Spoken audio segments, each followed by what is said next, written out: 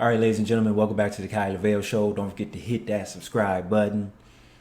And second of all, shout out to once again All Age Dilemmas because they're always dropping bombs, or should I say dropping gems at that. So, they say love don't cost a thing. Or what's love got to do with it to begin with?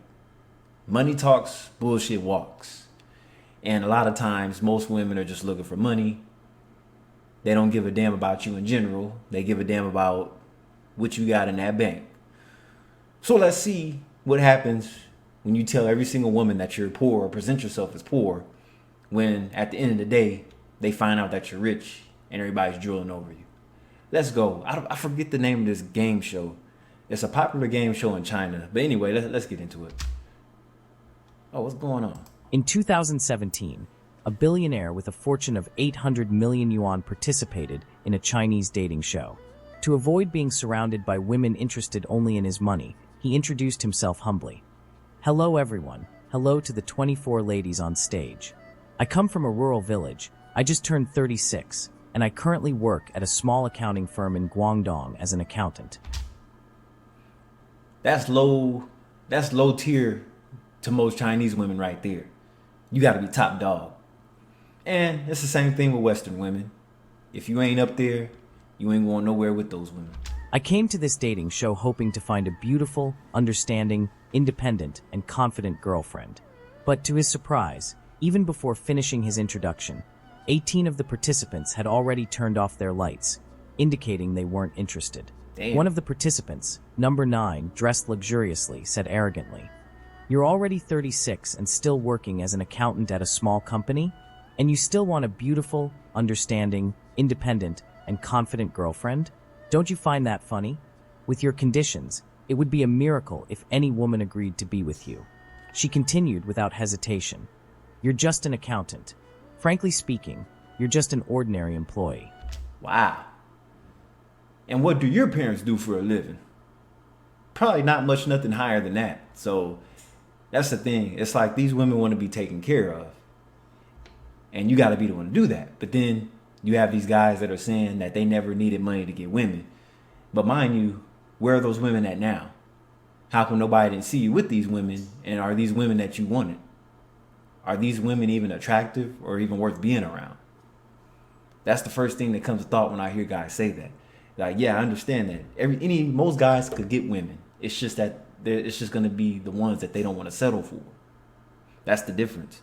The ones that you want, you will have to come up with a little bit of this. How can your job show us a future? I think you need to improve a lot of your skills. A lot. If I'm not mistaken, you probably don't even own a house or a car. With your situation, do you expect a woman to agree to live in a rental with you? Damn. The guest was left speechless, clearly stunned. Participant number 7 then asked directly, "If a woman agrees to be with you, when do you plan to buy a house?" He responded resignedly, "Since I work in a big city, the housing prices are very high. So, I haven't thought about it yet. I want to save more money, try to start a business, and consider buying a house when my business is stable. I think we should prioritize career before thinking about buying a house." I wish black people in America would think like this, because there's a lot of people in America that are willing to start families without barely even an income, yet alone a job or a career. It's really sad. But being that most millennials now all over the world are refusing to have kids now, they're coming off of that finally. Participant number 9 interrupted again. "Your idea is good, but completely unrealistic. Whoa. You can't even provide the basics for a woman. Whoa. Who would want to be with you? You say you'll buy a house when your business succeeds, but what if it fails? Who would risk their youth for an uncertain future?" After these words, she turned off her light, and 5 more participants followed suit. Participant number 7 also spoke up, saying, "Your ambition is admirable, but you need to be more realistic. With your current job, you probably barely support yourself. How do you expect to achieve great things?" She continued with a direct critique. "I hope you're realistic about your conditions. You can't even buy me a designer jewel. A simple brand name watch costs more than 20,000 yuan. The guest, surprised, asked, "What kind of watch costs that much? Where do you work?" Participant number 7 proudly replied, I'm a high-end massage therapist at a spa, earning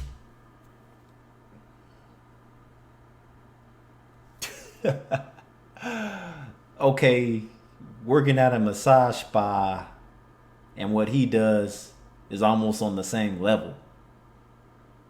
But yet, only the top tier guys go to the spa that she works at. And wow, that's crazy. She works over 30,000. Wow, yuan a month. So to calculate that in American dollars, that's still good money. The average person in America don't even work that. over 30,000 yuan a month. One of my watches could be worth half a year of your salary. If we were together, would we have to take the bus every day? And you want a woman to suffer with you while you try to start a business? What if it fails? Have you thought about what that would mean for her? I think a man should meet certain basic conditions. I bet you don't even have money for the dowry. How do you expect to win a woman over? Irritated, the guest responded. You all only think about benefiting without effort? I hope you change this mindset and look deeper into people. Maybe I can't give you the dream life now, but women as materialistic as you are something I couldn't tolerate. I think simple happiness is the true treasure, and true love comes from both sides, not from a one-sided sacrifice. A happy family is built with the effort of both. If you want a rich man, you should consider whether you're up to it, because why would a rich man choose you? The only way these women are going to get rich guys is if they put themselves on the markets as sex workers. Yes, I said it. OnlyFans, some kind of high-end escort or something. That's the only way they're going to get those rich top-tier men.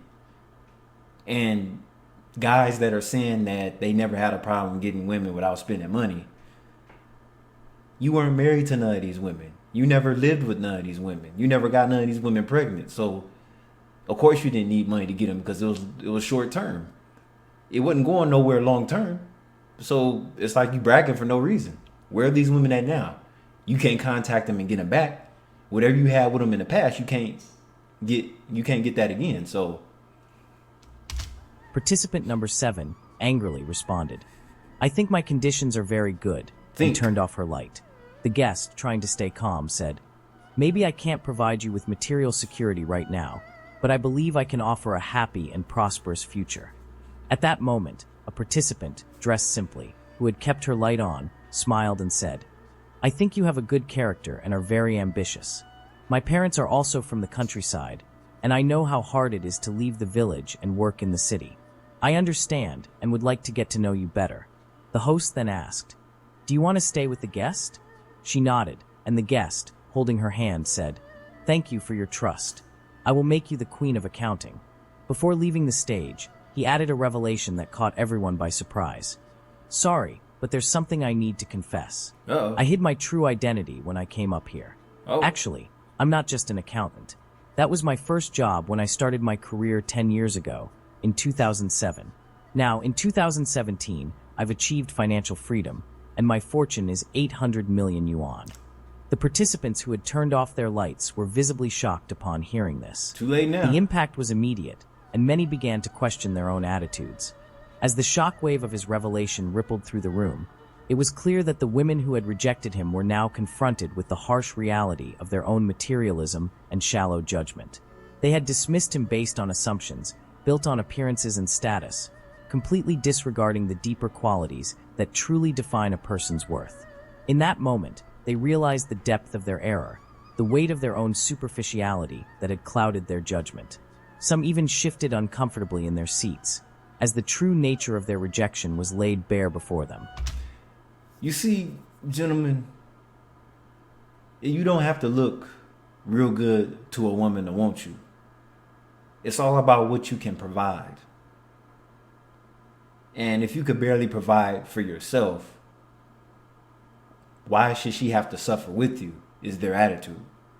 So when women talk like that, that means they're not going 50-50 with you. That means you're paying all the bills if you move her in with you. How many times in their lives had they turned away potential partners, A lot. dismissing genuine people based on their lack of material wealth? The revelation not only shattered the veneer of their outwardly perfect lives, but exposed the emptiness of their desires. desires rooted in fleeting possessions and societal status rather than true connection, love, and mutual respect. The guest, however, stood unshaken by the sudden shift in energy. His calm composure and quiet confidence became even more apparent. He didn't need to boast or explain further. His success was not just measured by the 800 million yuan in his bank account, but by the integrity, patience, and long-term vision that had propelled him to that point. He had lived through the hardships, the long years of sacrifice, and had built his empire with his own hands, not through the shortcuts that many of the women had assumed to be the only path to success. The contrast between his humble beginnings and the dismissive arrogance of the others was a stark reminder of how easily society can become fixated on appearances. It was a cruel irony that those who had the most to offer, character, resilience, and a willingness to work for a better future, were the ones most often overlooked in favor of superficial displays of wealth and power. By the end of the show, the women who had initially rejected him sat in stunned silence, their lights flickering in the darkness of their own realizations. In the end, it wasn't about wealth, status, or appearances. It was about the values they chose to prioritize, something that they would have to confront long after the cameras stopped rolling. Wow, that's interesting. Well, what do you think, ladies and gentlemen?